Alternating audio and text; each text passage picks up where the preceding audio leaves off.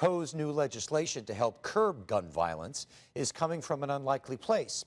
One of the U.S. Senate's top Republicans, who also happens to be from Texas. Fox 7's Casey Claiborne joining us live from downtown Austin with that story. Casey. Mike, if passed, Senator John Cornyn's new bill would reward states for sharing as much mental health information with the federal government as possible so background checks can be more accurate. And get this, the NRA is on board.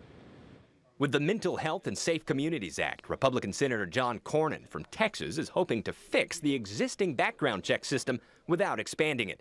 It also features programs that promote preventative screening and crisis response training. Some of those programs, Karen Reynes with the National Alliance on Mental Illness says we already have here in Austin.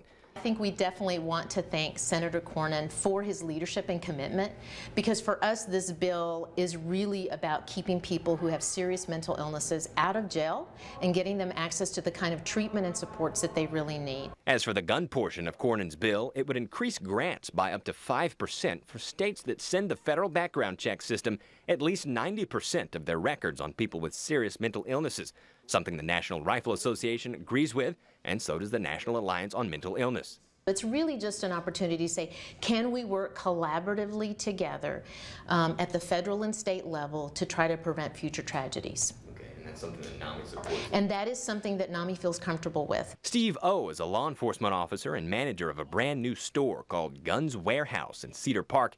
He says when he does background checks, the FBI doesn't give him any details on the person. They just tell him to proceed, not to proceed, or that there's a delay. Mr. O likes the bill.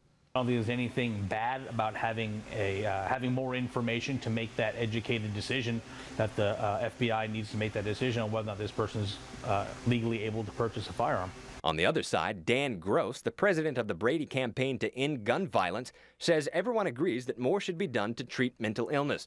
But where Senator Cornyn's bill falls short is exactly the reason the gun lobby supports it. It does nothing to prevent dangerous people from purchasing guns online or at gun shows. O says no one in the community wants to legally sell a firearm to someone and then that person goes out and commits a crime with it. He's hoping this will help.